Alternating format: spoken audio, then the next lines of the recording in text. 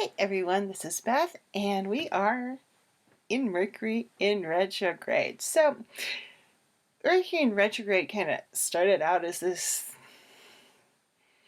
kind of obscure thing that a few of us are like, ugh, it's here again. Because it happens 3 to 4 times a year. It's probably our most common retrograde that we have to deal with. And a retrograde basically means a planet appears to be going backwards in the sky. It's not really going backwards, but from an observational stance on our planet, that's how it looks. So it started out kind of like as this thing. It's like, and then it grew and got more mainstream over the last few years. And to the point where you're like, oh my, it's almost like the sky's falling. The sky's falling. Mercury retrograde, Mercury retrograde. The sky's falling. It's not falling. You do want to watch your words. If you don't have to buy any electronics or appliances during this time frame, awesome. But you know what? If the refrigerator dies, you gotta buy a refrigerator. It's just how it goes. If you don't have to sign a contract, don't sign a contract. But if your big opportunities come into conclusion during Mercury retrograde, you're going to sign a contract. You just want to take your time. Make sure you understand it. And so, they're guidelines. They're not like, oh my God, if I sign a contract, it's going to be really horrible. If you go into the contract thinking it's going to be really horrible, yeah, it's probably going to turn out not so awesome. So don't doom and gloom it.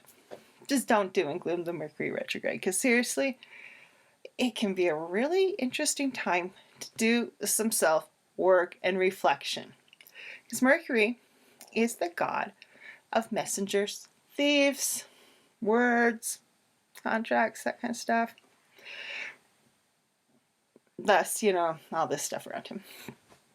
But what you can really use this to further yourself. Some of the ways I have used Mercury retrograde in the past is 1, self-talk.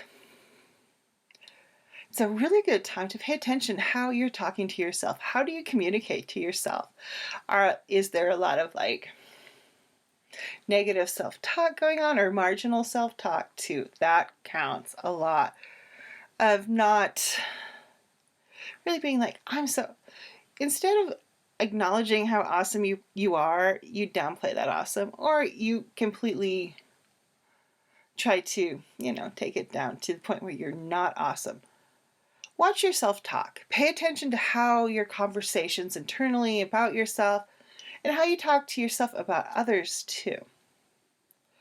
Do you downplay yourself consistently, etc.? That kind of stuff. Are you just not very nice to yourself when you talk to yourself? It's like, oh yeah, today was just a bit awful because blah, blah, blah didn't work. But it wasn't you. It was like the structures. Like today, the day I'm filming this, my internet's been really kind of weird. But it's not me.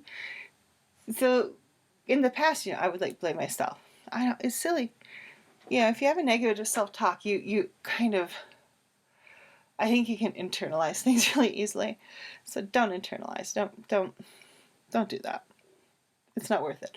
Look at your self-talk. This is one thing to do during Mercury retrograde that can be really beneficial. The second is, and if you haven't really worked with retrogrades before, or Mercury retrograde, you've just kind of been ran over by it, because it can be really intense sometimes. And I think the less prepared you are for it, as in like knowing what you need to do to have your best Mercury retrograde, this helps with that. Watch what shows up.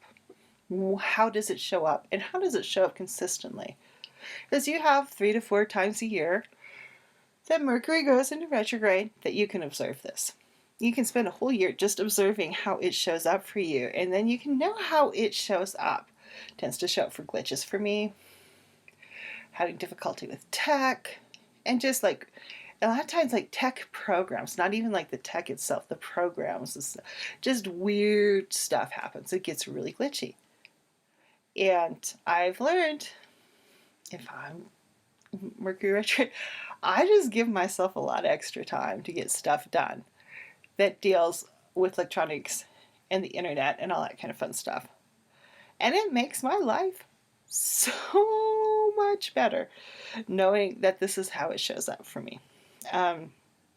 Instead of like being really frustrated that I can't get anything to work and just keep trying to make it happen, I now step away from it and go do something completely different if it's so not working.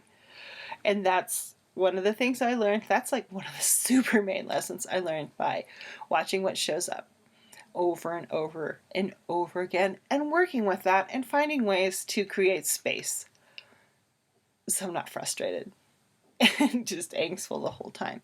And number 3 is be okay with feeling off. I think this one probably goes for any retrograde that's really impacting your life. Be okay with being like, yeah, I'm just a little bit funky. And you sometimes you'll have like a case of the Mercury retrograde funks for the whole 3 weeks. Sometimes it'll just be the beginning or the end. And if you're a shadow person, the shadow basically means that is just moving into that retrograde, or it's stationing direct, depending on, which end you're at.